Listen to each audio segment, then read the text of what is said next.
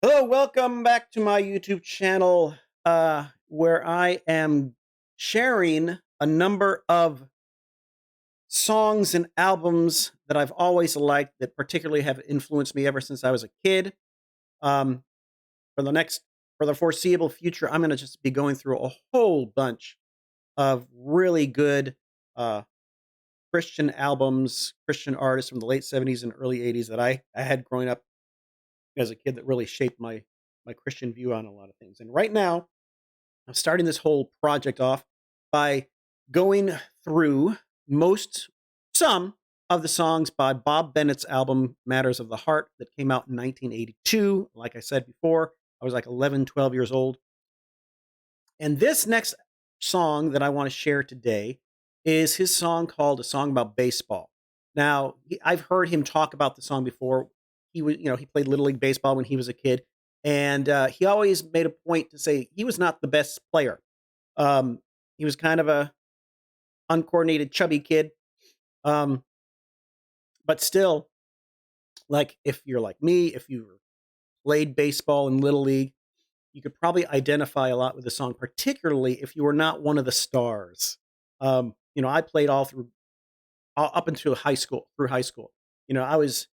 I wasn't horrible, but I certainly was not ever a baseball star on the field. And so if you are one of those kids who played but had anxiety about it but still it's part of your background, it's part of your childhood that kind of shaped you, I think you'll find this song pretty poignant and beautiful. When I comment on it after I play you the song, I'm probably going to tear up because it's one of the more emotional songs that I've always loved. It's always meant a lot to me. So let's go back here, and here we go. Saturdays on the baseball field, and me afraid of the ball. Just another kid on camera day. The Angels still played in LA. I was smiling, living black and white. Baseball caps and bubble gum. I think there's a hole in my glove. 3 and 2, life and death. I was swinging with eyes closed, holding my breath. I was dying on my way to the bench.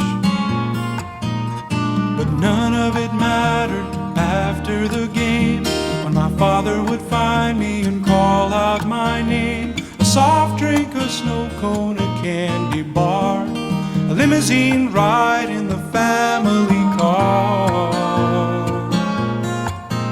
He loved me, no matter how I played. He loved me, no matter how I played.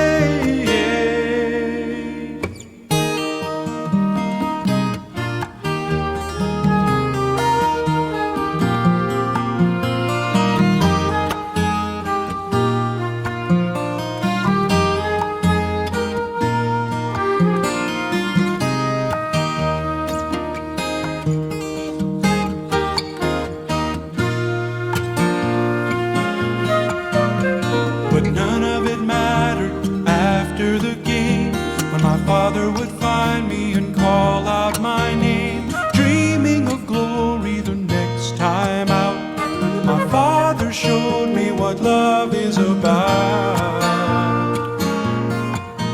He loved me, no matter how I played. He loved me, no matter how I played. He loved me,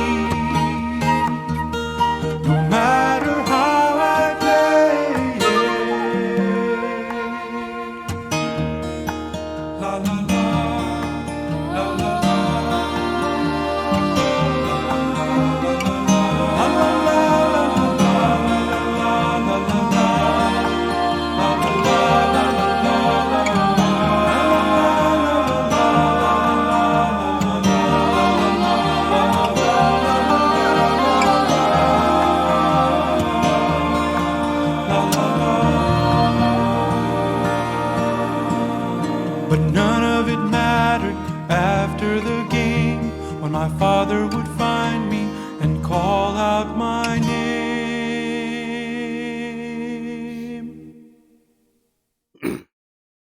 All right, as you can see, pause. Ah, as you can see, that song is very emotional to me. The first two stanzas just about his experience as a little league baseball player who wasn't that good. I think a lot of us can relate to that. Incidentally, the interesting thing is when he says just another kid on camera day and the Angels still played in LA. Originally, the Angels were the LA, Los Angeles Angels, and then they became the California Angels, and then they switched to the Anaheim Angels, and now what are they back to the Los Angeles? They're always changing. They've never moved. They've just changed their name. But anyway, interesting story with the Angels. When they became an expansion team, I think back in 63, 64, they had an expansion draft, and basically all the other major league teams, they were able to, protect their star players, but leave a couple players available for the draft for this new team, the Angels, to draft. Anyway, the Angels, their first player that they ever drafted was a guy named Eli Gerba. He was with the Yankees. He was a pitcher for the Yankees. He was on the bench for the Yankees in 1960 when they lost to the Bill Mazeroski and the Pittsburgh Pirates when he hit the home run to win the World Series. Eli Gerba was on that team that lost. He played with Mickey Mantle, Yogi Berra, all those big names in the 50s. And he was the first Angel of the Angel franchise. He was the first one they drafted. Long story short is when I moved here to Alabama, Eli Gerba was my neighbor across the street. And he was my neighbor for a good 10, 11 years or so before he died. But it's really interesting that my neighbor was the first Angel. So that was kind of a cool thing. But anyway, back to the story. I should note, the reason why I'm wearing this is a replica jersey and a hat from the New York Knights of Robert Redford's movie, The Natural, that came out in 1984. Kind of a boyhood memory. I thought I'd wear this as I talk about this song. Anyway, back to the song. It says, baseball caps and bubblegum. I think there's a hole in my glove. 3 and 2, life and death. I was swinging with eyes closed, holding my breath. I was dying on my way to the bench. I was a pitcher. I was never that much of a hitter, so I could relate to that as a kid. I remember just when you strike out, you go back to the bench and you feel your world is over. That feeling that most little leaguers have had at some point. But the real emotional tug, the real point to the story is what happens after the game when he talks about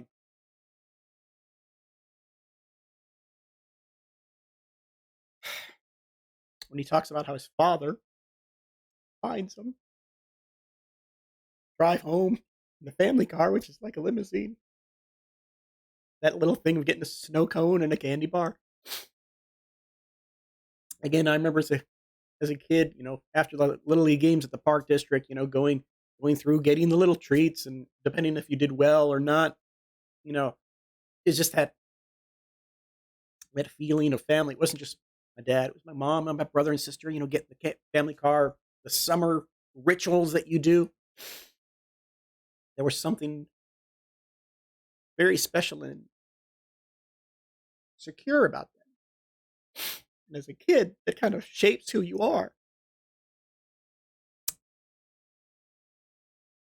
We'll see if I publish this.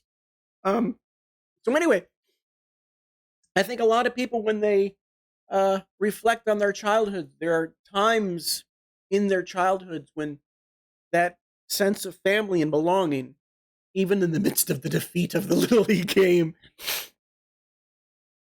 it builds into you a sense of who you are and what's really important in life.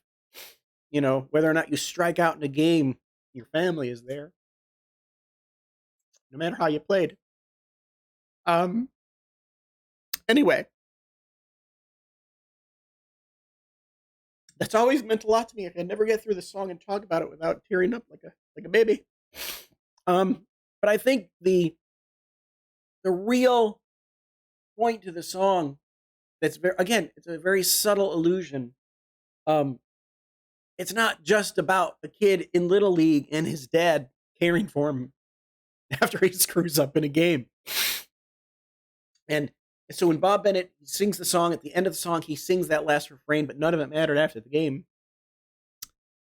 When my father would find me and call out my name, you realize this song isn't just about his dad, but it's about how God relates to us in our game of life. Sounds stupid, but that's always just struck me in the heart. It's one of those songs that it just washes over me the truth of that song, not just on the family level, which means a lot, but how that is kind of a microcosm of God's love for us. Like I said, it's just a really beautiful song that is one of the most poignant songs I've ever listened to in my life. Anyway, sorry for the blubbering, but there is no way I could ever get through that song without blubbering, and it's a song I really wanted to share. So hopefully you enjoyed that song, and we'll continue on our look through Bob Bennett's Matters of the Heart with a few more songs in the next few days.